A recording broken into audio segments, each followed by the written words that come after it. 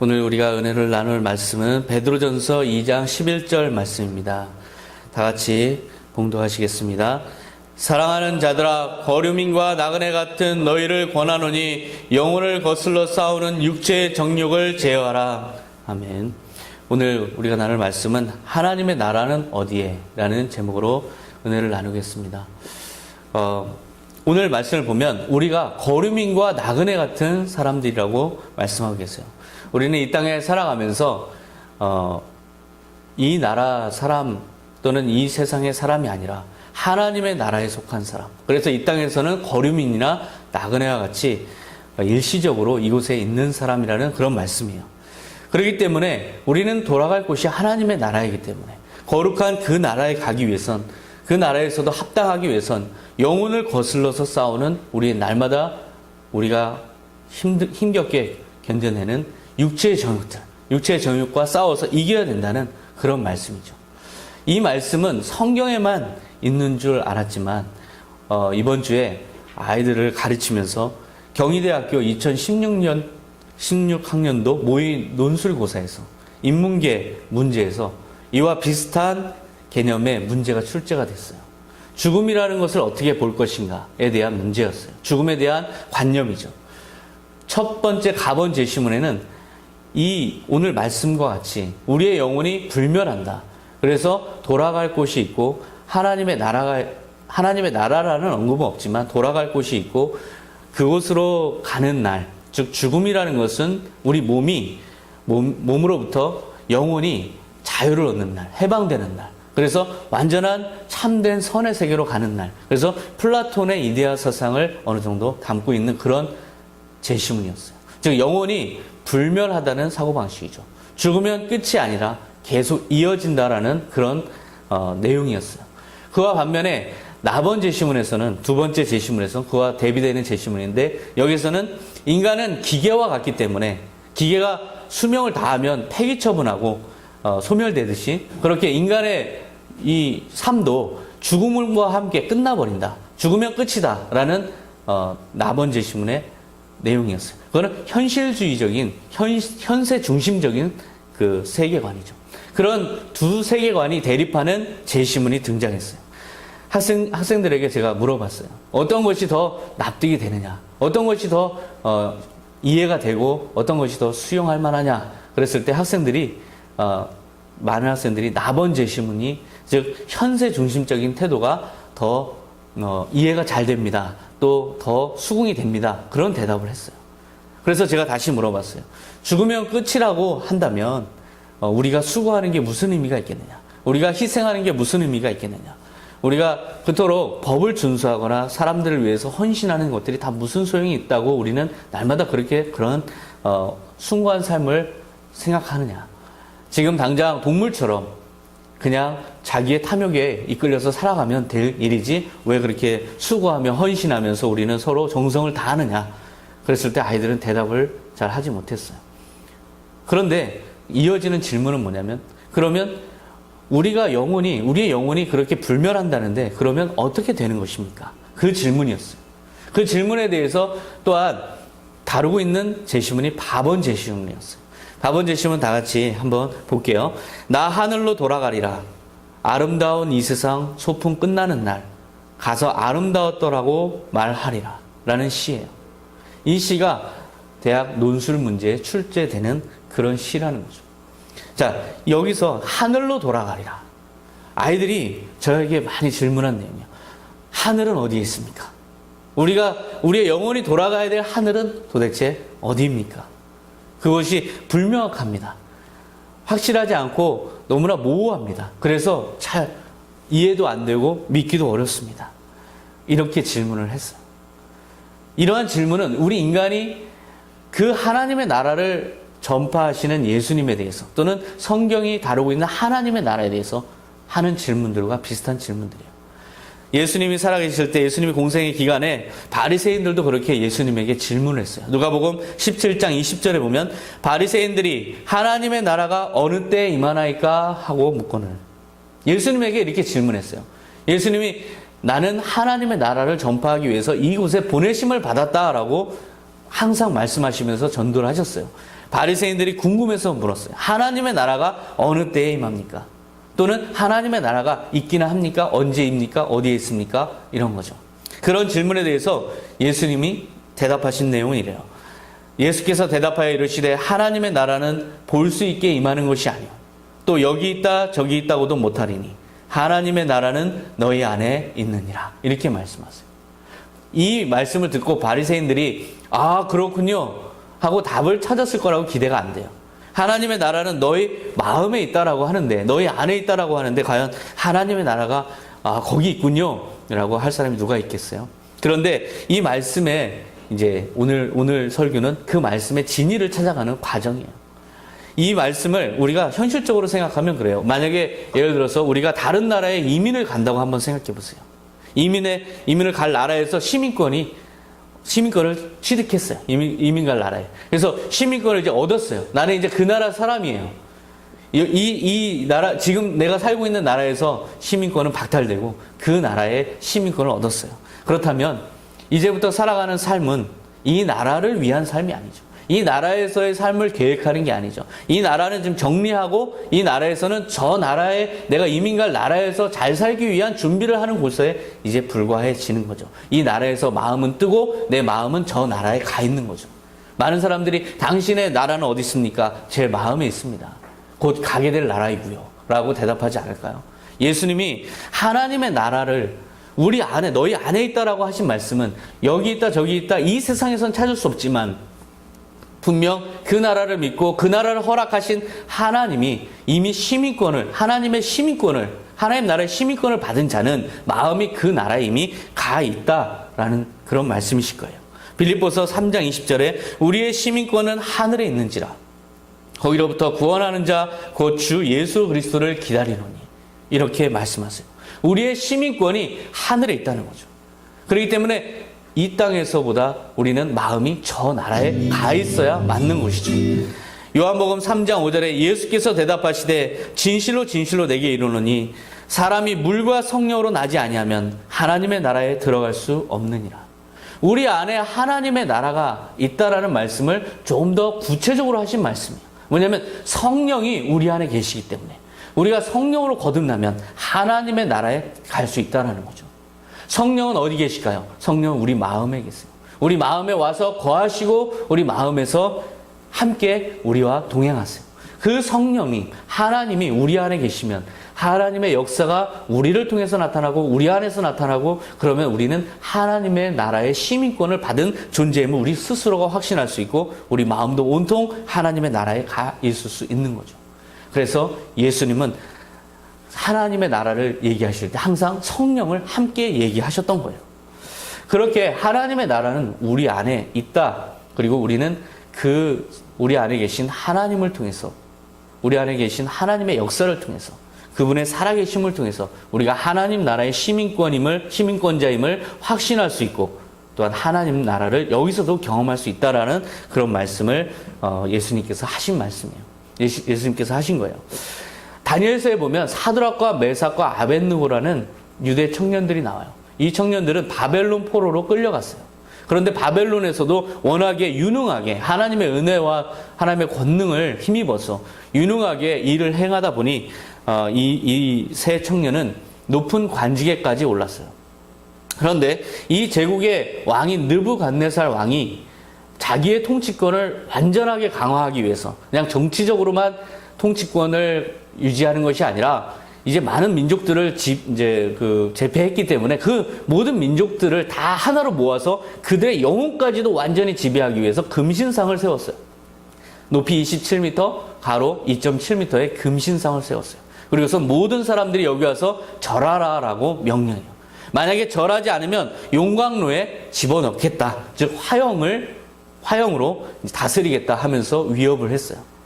그런 명령을 받았지만 사드락과 메삭과 아벳느고는 이것을 받아들일 수가 없었어요. 그들의 마음속에 누가 있었을까요? 하나님이 계셨어요. 하나님이 역사하셨고 세 청년의 마음속에는 이 나라에 비록 살지만 자신들은 하나님께 속한 자라는 분명한 확신이 있었어요. 그래서 그들은 단호하게 거부했죠. 다니엘서 3장 17절에 보면 만일 우리가 뜨겁게 타는 용광로 속에 던져진다 해도 우리가 섬기는 하나님은 우리를 그 용광로에서 구해내실 수 있습니다. 그리고 그분은 반드시 우리를 왕의 손에서 건져내실 것입니다. 지금 이 대립에 이렇게 해서 생겨진 느부갓네살 왕과 그리고 사드락과 메삭과 아벳느고라는 세 청년의 대립은 사실상 어느 통치권의 지배를 받느냐에 대한 대립이에요. 사드락과 메삭과 아벳느고는 하나님의 통치권을 인정하고 있어요. 비록 땅은 지금 바벨론 땅에 살고 있고 그 다음에 바벨론의 관리였지만 그리고 자신의 이 현실에서의 통치자는 느부갓네살 왕이었지만 그들의 마음속에서 그들의 믿음은 하나님의 통치권을 더 인정하고 있었어요. 그렇기 때문에 느부갓네살 왕이 자기가 세운 금신상에게 절하라 했을 때 받아들일 수 없었던 것이죠. 느부갓네살 왕도 이 점을 간파했어요. 그래서 용광로의 화형으로 그런 박해로 위협을 했어요.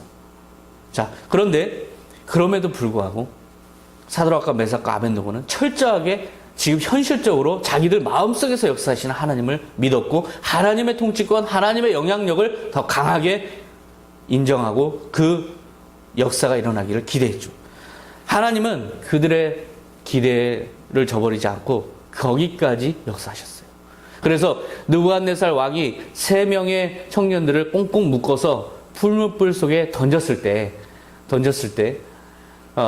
그 풀무불 속에서 그 세 청년은 몸도 상하지 않고 머리털 하나 그슬리지 않고 온전한 모습으로 그 풀무불 속에서 자신들의 온전한 모습을 보존하는 기적이 일어났어요.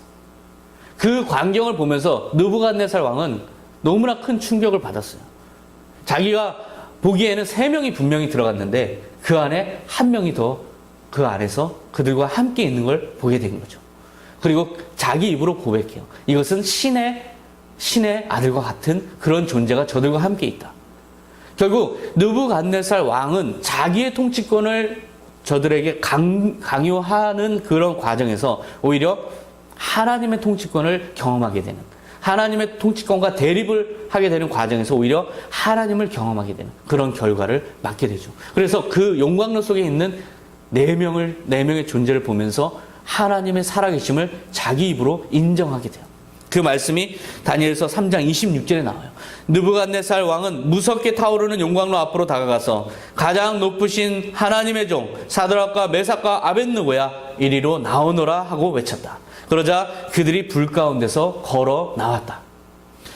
느부갓네살의 현실적인 제국의 어떤 왕으로서의 제왕으로서의 통치권은 엄청난 영향력이 있어요.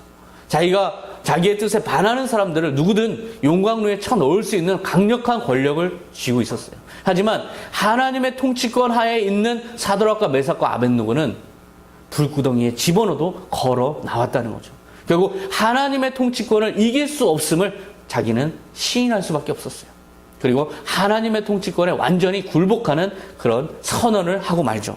다니엘서 3장 28절 29절에 보면 사드락과 메삭과 아벳느고의 하나님을 찬양하라. 그가 그의 천사를 보내 자기를 신뢰하는 종들을 구원하셨다. 이런 방법으로 사람을 구할 수 있는 신은 천하에 없다. 완전히 하나님의 통치권에 굴복했어요. 비록 자기의 통치권 하에 있는 3명의 청년이었지만 그들 안에 나타나시는 하나님의 실제하는 영향력, 절대적인 힘 앞에 자기는 완전하게 굴복을 선언한 거죠.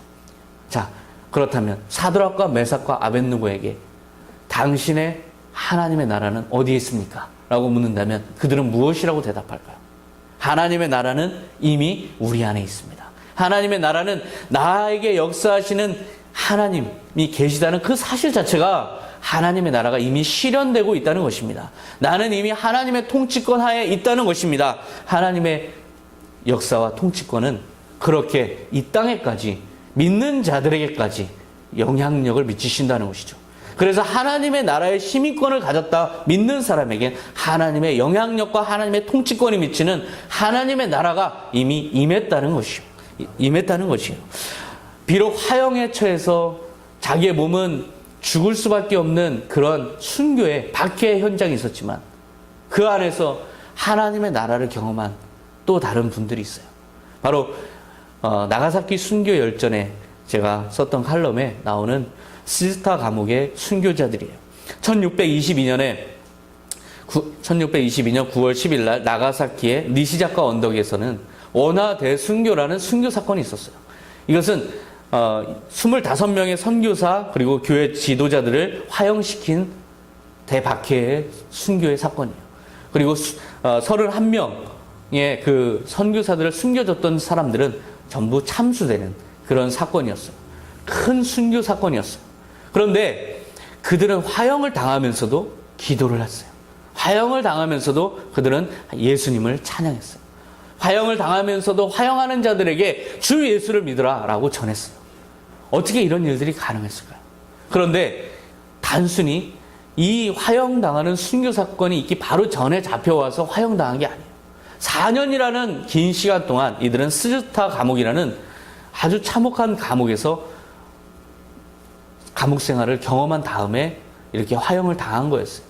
스즈타 감옥은 가로 3.6m, 세로 5.6m의 작은 공간에 33명이나 밀집돼서 그 안에서 수감 생활을 해야 했던 노천 감옥이었어요. 노천 감옥이기 때문에 나무로 울타리를 다 치고 개, 돼지처럼 사육하는 거죠. 마지막 잡기 전에 모아놓듯이 그렇게 울타리로 된 그런 노천 감옥이었어요.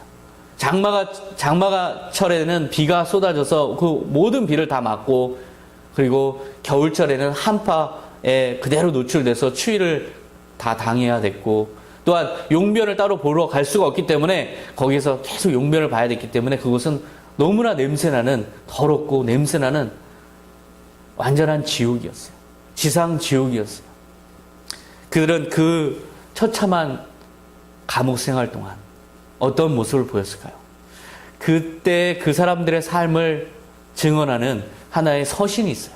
바로 이탈리아 선교사였던 카를로스 스피노라라는 선교사가 옥중 서신을 보냈던 내용을 보면 그 상황이 잘 드러나고 있어요. 그 편지에 이런 이야기가 있어요.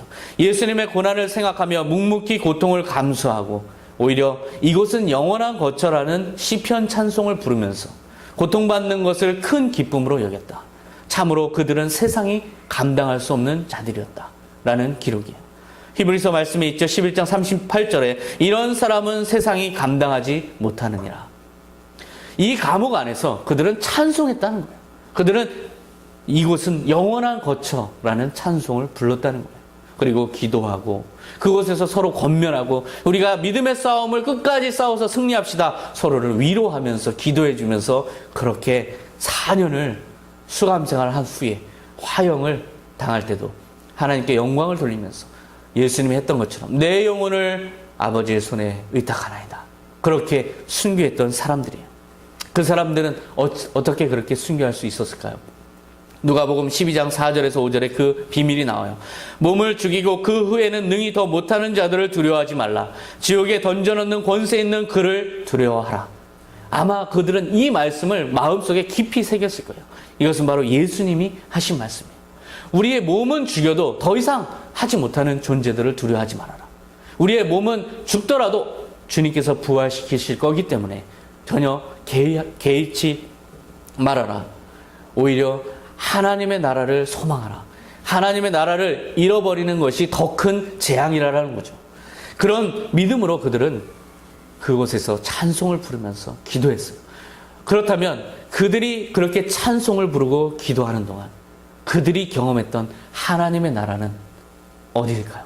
그들에게 당신에게 하나님의 나라는 어디입니까? 라고 한다면 저요 죽어서 이제 순교해서 갈 곳이 바로 하나님의 나라죠 라고 할까요? 그렇지 않죠.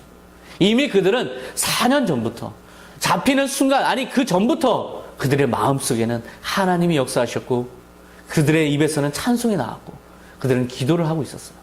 그렇게 찬송하고 기도하고 그렇게 살았던 그들의 삶 자체가 바로 하나님의 나라를 경험하는 삶이었어요. 그들에게 당신의 하나님의 나라는 어디 있습니까? 묻는다면 이미 내 마음 안에 있습니다. 라고 하지 않을까요? 바로 그렇게 그들은 성령의 인도함을 받아서 완전한 지옥 같은 삶에서도 하나님의 나라를 경험하고 그곳에서 기쁨을 주고 그곳에서 소생시키시는 하나님의 능력을 경험하면서 영원한 생명을 믿고 구차히 순교를 면하는 것이 아니라 오히려 당당하게 주님 앞에 서기 위해서 순교를 다짐했던 그 신앙인들이에요. 바로 그런 사람들에게 하나님의 나라는 이미 그들의 마음속에 있는 것이죠. 그렇게 믿음의 우리의 선배들은 그렇게 놀라운 신앙을 가졌어요. 그들의 마음속에 하나님의 나라가 이미 임한 삶을 살았어요. 바울과 실라는 사도행전 16장에 하나님이 예수 그리스도께서 환상으로 아시아로 가서 전하려는 그들에게 오히려 마케도니아로 와서 도우라라는 환상을 경험하고 마케도니아 쪽으로 선교의 방향을 돌렸어요. 마케도니아는 당시에 굉장히 우상 숭배가 많았던 곳이에요. 특히 빌립보 지방은 더더욱 심했어요. 빌립보 지방에 도착해서 예수님께서 가라고 하셨기 때문에 간 거예요. 성령님께서 오라고 손짓하셨기 때문에 그곳으로 갔어요. 가서 열심히 복음을 전했어요. 그 와중에 자주장사 루디아를 만나서 그를 전도해서 또한 선교의 발판을 삼고 열심히 예수 그리스도를 전하고 하나님의 나라를 전하다가 잡혀서 재판을 받는 그런 처지에 놓이고 말았어요. 행정관은 로마 시민권자인 바울임에도 불구하고 재판 없이 즉결처분으로 40에 하나 빠진 39대의 채찍과 매를 선고했어요. 그래서 모진 매를 맞는데 옷을 다 벗고 모진 매를 맞았어요. 온몸에 피투성이가 돼서 지하 감옥 깊은 곳에 수감되고 손발에는 쇠로 된 착고가 채워지고 그들은 완전한 절망 상태에 빠지고 말았죠. 우리가 보기에는 절망 상태에 빠지고 말았죠. 그런데 그곳에서 바울과 실라는 몸이 회복되면서 찬송을 부르기 시작했어요. 거기서 예수 그리스도를 찬송하고 거기서 하나님의 나라를 고백하고 기도하는 그러한 시간을 갖는 그런 모습을 보여줘요. 그런데 그 순간 큰 지진이 일어나요. 큰 지진이 일어나면서 감옥의 문이 다 열려요. 그리고 손에 발에 채워졌던 착고가 다 풀리는 기적적인 역사가 일어나요. 그런데 당연히 그렇게 되면 그곳을 나가서 다시 이제까지 해오던 복음을 전하는 그런 일을 할 만도 한데 사도 바울하고 실라는 감옥에서 그대로 앉아 있어요. 오히려 간수가 이 지진이 난 상황에서 감옥문이 다 열려버린 이 상황에서 죄수들이 다 이미 도망간 줄 알고 너무나 큰 충격에 빠지고 그때 당시에 이제 로마 법에는 간수가 만약에 수용자들을 제대로 간수하지 못해서 만약에 다 탈옥을 한다면 간수가 오히려 심판을 받고 그 형벌을 받아야 돼요. 그 형벌이 너무나 두려운 나머지 그는 칼을 빼서 자결하려고 하는 그런 장면이 나와요. 그 자결하려는 간수에게 사도 바울이 외치죠. 여보시오, 우리가 다 여기 있으니 칼을 내려놓으시오. 안심하시오. 오히려 간수를 그렇게 위로하면서 자살하지 말라고 외치는 장면이 나와요. 이 간수는 너무나 놀랐어요. 분명히 이렇게 감옥문이 열렸으면 저렇게 매를 맞고 억울하게 잡혀온 사람이라면 분명히 도망가고도 남았을 텐데 아직도 그 안에 가만히 앉아서 있다라는 사실에 너무나 큰 충격을 받았어요. 그래서 허겁지겁 불을 준비해서 그 감옥으로 내려갔죠. 그리고서 비춰보니 바울과 실라가 그 안에 앉아 있는 거예요. 그 순간 간수는 마치 하나님을 보는 듯한, 마치 신을 대하는 듯한 그런 놀라운 경험을 하게 됐어요. 베드로가 예수님 앞에 무릎을 꿇고 주여 나를 떠나소서 나는 죄인이로소이다 한 것처럼 하나님을 만났을 때 그 놀라운 경험, 신 앞에 선 단독자로서의 경험을 하게 돼요. 갑자기 자기의 이제까지 저질러온 모든 죄가 다 눈앞에 펼쳐졌어요. 자기의 모든 삶이 다 허물뿐이고 모든 것이 다 죄악뿐임을, 결국 죽을 수밖에 없는 운명이었음을, 그러나 이 사람들이 나를 살려준 것에 대해서 마치 신을 만난 것과 같은 큰 감동을 하게 됐어요. 그래서 자기도 모르게 바울과 실라에게 이런 고백을 하게 됐어요. 30절에 보면 선생들이여 내가 어떻게 하여야 구원을 받으리이까? 어떻게 하여 구원을 받으리이까? 그렇게 고백을 했죠. 이때 바울과 실라는 우리가 잘 알고 있는 말씀으로 답변을 했어요. 31절 우리 다 같이 봉독하시겠습니다. 주 예수를 믿으라. 그리하면 너와 내 집이 구원을 받으리라. 아멘. 지금 감옥을 나가도 충분히 가능한, 그렇게 하나님이 마치 감옥에서 풀어준 것처럼 역사하신 이 상황에서 바울과 실라는 그대로 앉아있다가 간수가 오히려 와서 어떻게 해야 구원을 받을 수 있습니까? 했을 때 주 예수를 믿으라. 그리하면 너와 내 집이 구원을 받으리라. 라고 오히려 이 감옥에서 예수를 전하고 있어요. 바울과 실라는 왜 감옥을 도망가지 않았을까요? 사실상 하나님이 이 해방을 시켜주고 하나님이 풀어주신 것인데 왜 감옥을 나가지 않았을까요? 예수 그리스도를 전하러 나가지 않았을까요? 바울과 실라의 착고가 풀린 걸 한번 생각해 보세요. 지진이 일어나면 감옥 문쯤은 열릴 수 있어요. 하지만 지진이 일어났다고 착고가 풀릴까요? 그렇지 않죠. 하나님은 기적을 행하실 때 우리가 우리의 모든 메인 것들을 다 풀어주시는 하나님이세요. 그래서 그들의 손에 있던, 발에 잡혀있던 착고를 다 풀어주셨어요. 그럼에도 불구하고 그들은 나가지 않았어요. 왜 그랬을까요? 그들이 이 상황을 맞이하기 바로 전에 어떤 일을 했는지 한번 우리가 기억할 필요가 있어요. 이들은 모진매를 맞고 지옥과 같은 감옥에 갇혀서 이제는 나갈 희망조차 없는 그런 상황에서 그들은 찬송하고 기도했어요. 그들이 찬송하고 기도할 때 지진이 일어났던 거예요. 찬송하고 기도할 수 있었던 그들의 영성은 과연 어떤 영성일까요? 그것은 바로 하나님이 지금 이 자리에 함께 계시다는 영성이에요. 하나님은 이 자리에 나와 함께 계시고 오히려 내 안에 함께 계시고, 따라서 이곳이 바로 하늘나라라는 거죠. 이것이 바로 하나님의 나라라는 거예요. 그들은 하나님의 나라를 경험하고 있었고 하나님의 통치권을 경험하고 있었어요. 용광로에 던져진 사드락과 메삭과 아벳느고를 건지신 하나님께서 지금 그들에게 똑같이 역사하셨던 거예요. 그렇기 때문에 그들은 나갈 이유가 없어요. 어딜 가든 그것이 하나님의 나라가 아닐까요? 그들이 이제 나간들 그것은 하나님의 나라가 아닐까요? 그것이 감옥에 갇힌들 하나님의 나라가 아닐까요? 바로 하나님의 나라였어요. 그렇기 때문에 그들은 나갈 필요가 없어요. 바울과 실라에게 한번 질문해 볼게요. 당신들의 하나님의 나라는 어디에 있습니까? 그들은 이렇게 대답할 거예요. 이미 내 안에 임해 있습니다. 그리고 이미 나는 이 땅에서 하나님의 나라를 살고 있습니다. 그렇게 대답하지 않을까요? 우리에게도 하나님의 나라는 어디에 있습니까? 라는 질문이 간혹 우리 안에서 터져 나올 때가 있을 거예요. 그래서 바리새인들이 예수님에게 질문했던 그 상황으로 다시 한번 돌아가서 깊이 한번 묵상해 볼 필요가 있어요. 누가복음 17장 20절에 바리새인들이 하나님의 나라가 어느 때에 임하나이까 묻거든. 지금 바리새인들의 질문을 한번 잘 보세요. 하나님의 나라가 어느 때에 임하나이까? 어느 때? 시간의 개념으로 물어보고 있어요. 언제? 시간의 개념으로 물어보고 있어요, 지금. 자, 그러면 어느 때에 임하나이까? 라는 건 전제가 있죠. 아직은 임하지 않았습니다라는 전제가 있어요. 아직 안 보입니다.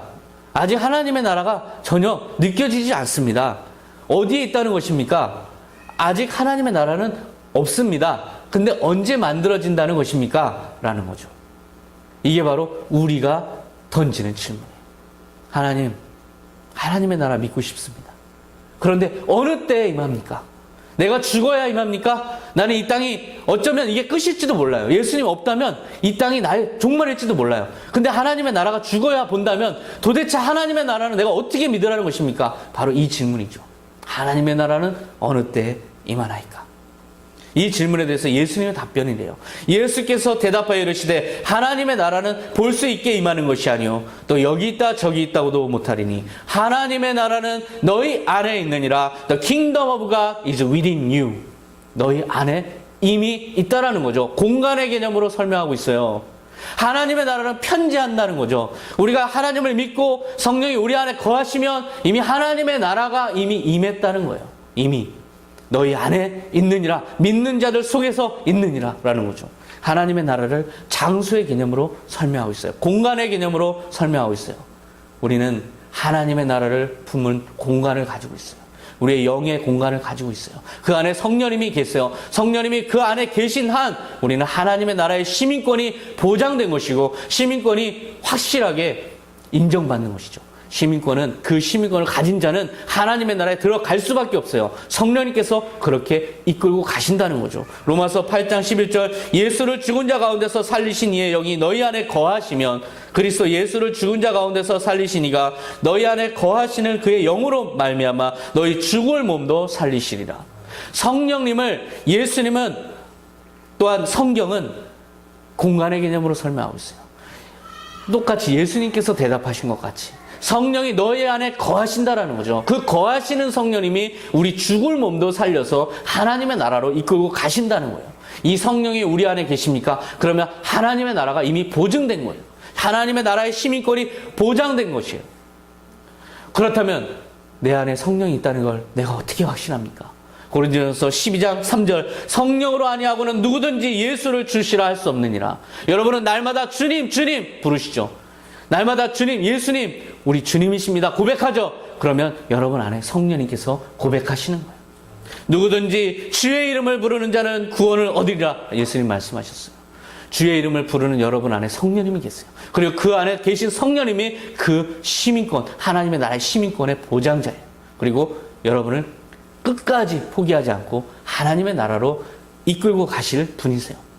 여러분에게 질문할게요. 하나님의 나라가 어디에 있습니까? 하나님의 나라는 여러분의 안에 계신 성령님으로 인해서 여러분 안에 이미 임했습니다. 이미 여러분 안에 하나님의 나라가 임해 있습니다. 이 모든 말씀을 기억하시는 우리 선한청지교회 성도 여러분 되시길 기도하겠습니다. 축원합니다. 감사합니다. 하나님 아버지 감사합니다. 주님 하나님의 나라는 이미 우리 안에 임해 있습니다. 날마다 우리는 세상을 바라보면서 마치 이 땅이 전부인 양 주님 살아갑니다. 그러나 우리는 하나님의 나라로의 이민이 확정되었습니다. 이미 하나님으로부터 시민권도 얻었습니다. 지금 우리 마음이 어디에 있어야 합니까? 주님 하나님의 나라를 소망하게 하여 주시옵소서. 하나님의 나라의 백성으로서 이제 다른 삶을 살게 하여 주시옵소서. 주님 이 땅이 아니라 오직 하나님의 나라를 소망하는 우리 선한청지교회 성도들 다 되게 하여 주시옵소서. 온전히 주님만을 바라보며 부활의 그때를 주님 기대하면서 이미 하나님의 나라를 살아가는 우리의 삶이 이 땅에서 주님의 선한 청지기로 변화되기 원하오니 주님 우리를 변화시켜 주시고 인도하여 주시옵소서. 감사드리며 예수님의 이름으로 기도하옵나이다. 아멘.